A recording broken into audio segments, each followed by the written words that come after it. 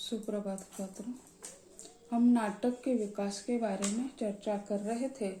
तो यानी नाटक के अध्ययन के लिए यानी उसका विभाजन कर दिया है कि यानी नाटक का उद्भव विकास में हमने देखा तो भारतेंदु युग, द्विवेदी युग ऐसे और प्रसाद युग ऐसे 3 खंडों में इसका विभाजन कर दिया है। तो जैसे उपन्यास में प्रेमचंद पूर्व काल, प्रेमचंद काल और प्रेमचंदोत्तर काल ऐसा विभाजन किया था, उसी तरह यानी नाटक के विकास के लिए भी 3 विभागों में विभाजित किया है। एक भारतेंदु युग, द्विवेदी युग और प्रसाद युग। तो यानी भारतेंदु युग में हम देखते हैं तो गद्य विधा का विकास हो चुका है। उसी तरह भारतेंदु हिंदी में नाटक साहित्य के प्रवर्तक माने जाते हैं। यानी नाटक साहित्य का विकास इस काल में हो चुका है। पाश्चात्य और बंगला नाटकों के प्रेरणा से लेकर हिंदी में नाटक लिखे गए हैं।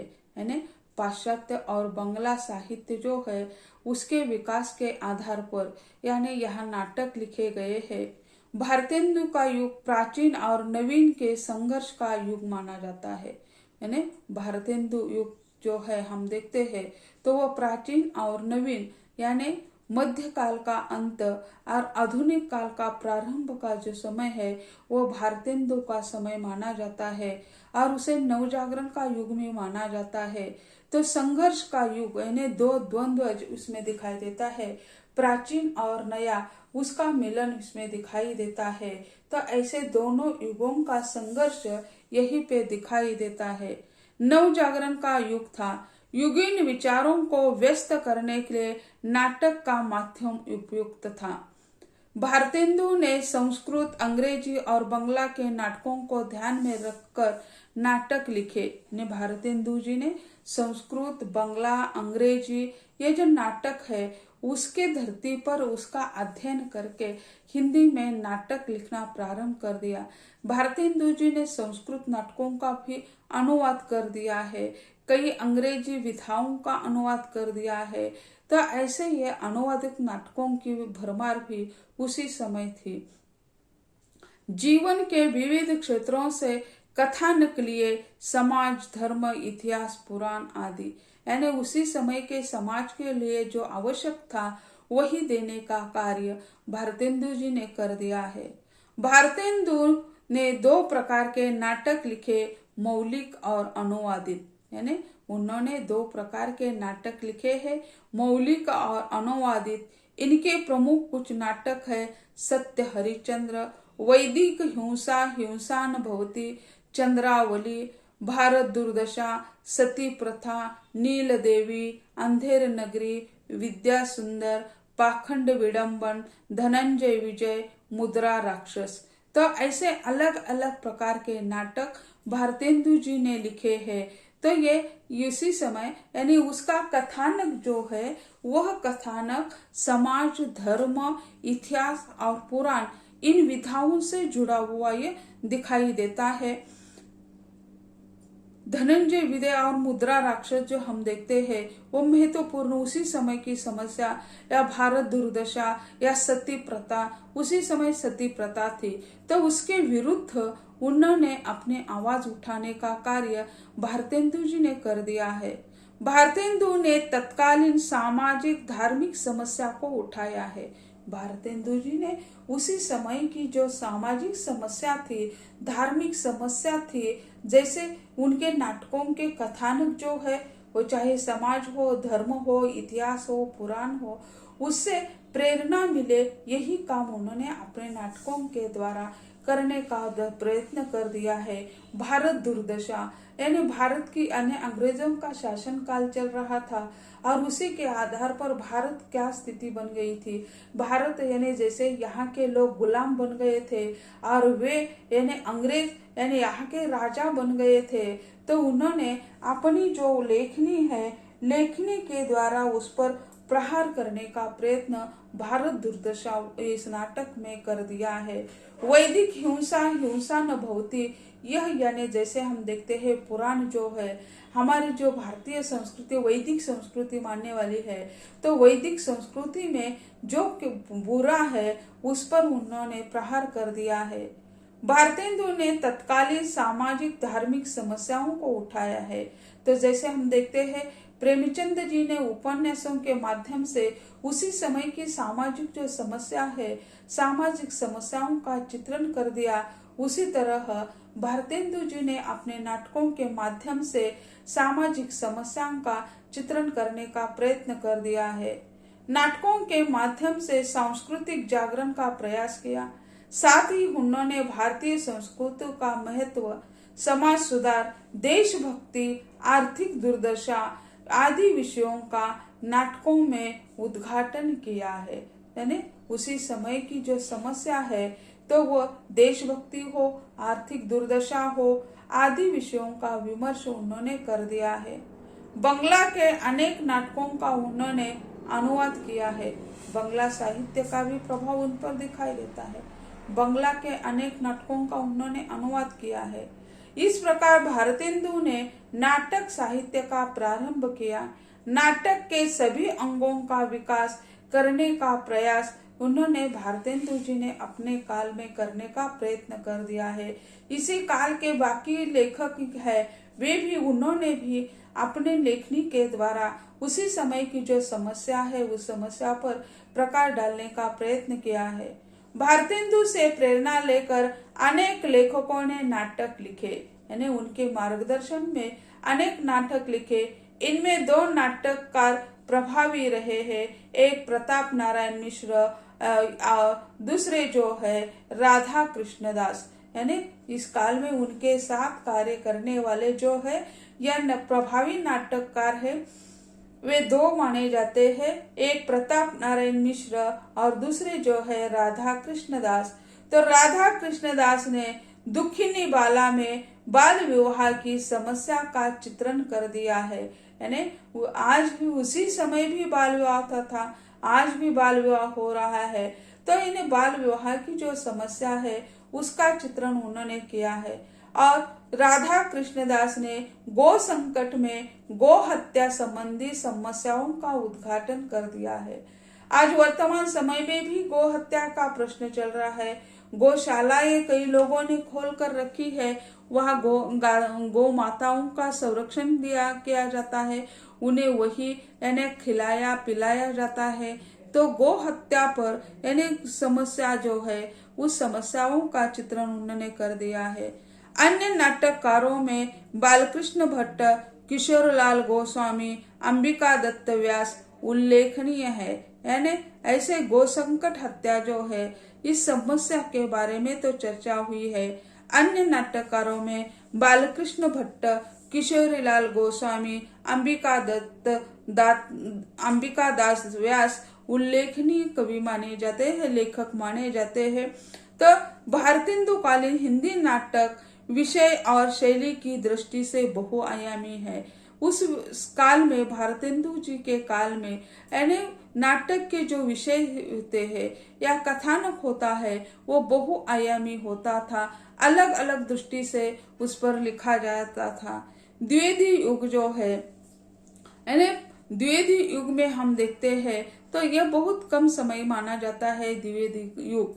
तो द्विवेदी भारतेंदु युग के नाटकों में जनजीवन के जिस नाटकीय निकटता का परिचय मिलता है, वो प्रस्तुत युग के नाटकों में नहीं मिलता।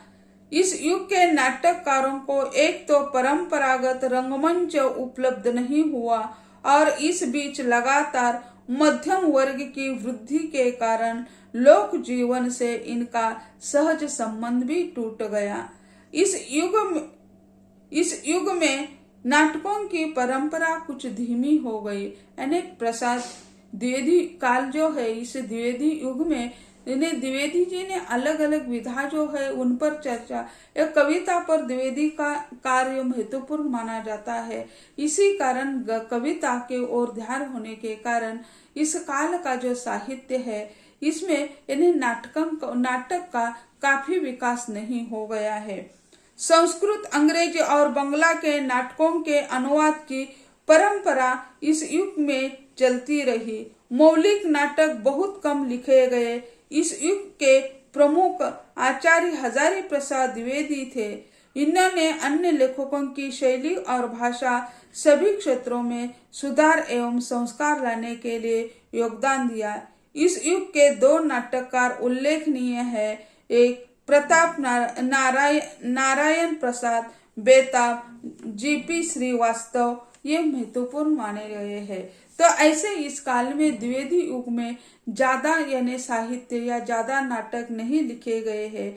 इन्होंने दूसरी जो विधाएं है उस पर ज्यादा ध्यान आकर्षित कर दिया था। यानी महावीर प्रसाद द्विवेदी ने काव्य लेखन पर ज्यादा ध्यान दिया था। कविताओं का संस्कार करना, सरस्वती पत्रिका का यानी प्रकाशन करना, ये उनका कार्य था। और इस काल में नारायण प्रसाद बेताब, जीपी श्रीवास्तव जो है वे यानी महत्वपूर्ण लेखक माने जाते हैं। तो ये भारतेंदु युग और द्विवेदी युग, इसके बाद आ जाता है यानी प्रसाद युग। यानी प्रसाद जी ने भी बहुत सारे नाटक लिखे हैं। तो यानी नाटककार प्रसाद नाटककार ऐसा कहा जाता है। जयशंकर प्रसाद जी को नाटककार के रूप में ज्यादा पहचाना जाता है। जयशंकर प्रसाद के आगमन से हिंदी नाटक के साहित्य को एक नई दिशा मिल गई। वास्तविक रूप में यानी जयशंकर प्रसाद के नाटक जो है न सुखांत है न दुखांत है, वे प्रसादांत है। यानी प्रसाद यानी आनंद ही है, लेकिन नाटक का अंत जो होता है वह सुखांत होना चाहिए, ऐसा माना जाता है। तो ये इसके बारे में प्रसाद के बारे में कहा जाता है कि यानी इनके जो नाटक है न सुखांत है न दुखांत है, ये नाटक प्रसादांत है यानी आनंद देने वाले हैं। इसी कारण जयशंकर प्रसाद जी के यानी नाटक के क्षेत्र में आने के बाद यानी क्या हो गया, एक क्रांति सी आ गई। यानी उन्होंने बहुत सारे नाटक लिख दिए हैं। हिंदी नाटक पूर्ण उत्कर्ष तक पहुंच गया। यानी प्रसाद के काल में यानी नाटक का जो है वह यानी अच्छे यानी चरम उत्कर्ष पर पहुंच गए, ऐसा माना जाता है। प्रसाद ने नाटक साहित्य में युग क्रांतिकारी परिवर्तन किए। पाश्चात्य और भारतीय कला का समन्वय करके श्रेष्ठ और मौलिक नाटक लिखे हैं।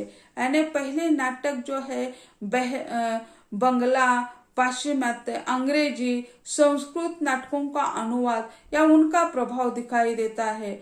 लेकिन जयशंकर प्रसाद जी ने क्या कर दिया कि यानी उन्होंने पाश्चात्य और भारतीय कला जो है उसका समन्वय करके श्रेष्ठ और मौलिक नाटक लिखे। दोनों का संयुक्त रूप उन्होंने निर्माण कर दिया।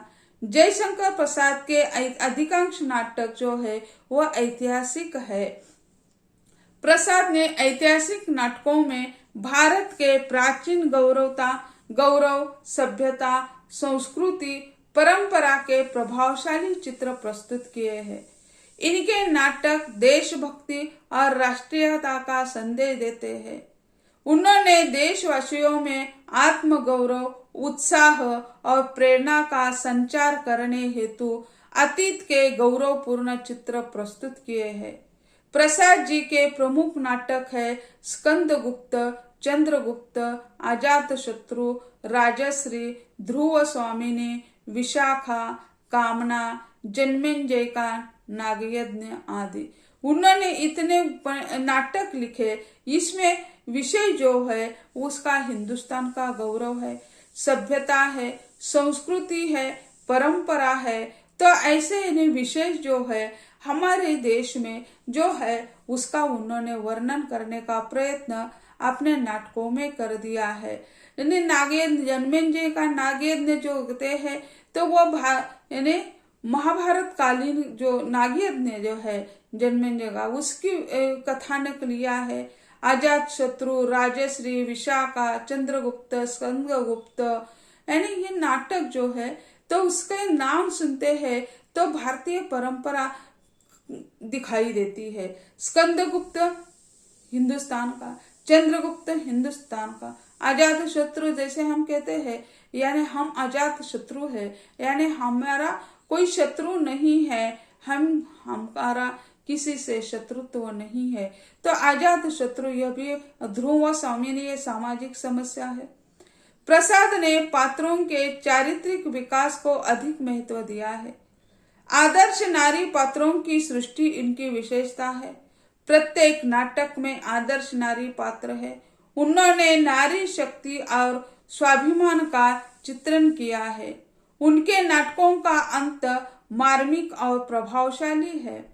इसलिए कहा जाता है, प्रसाद के नाटक ना तो दुखांत है ना तो सुखांत है, बल्कि प्रसादांत है।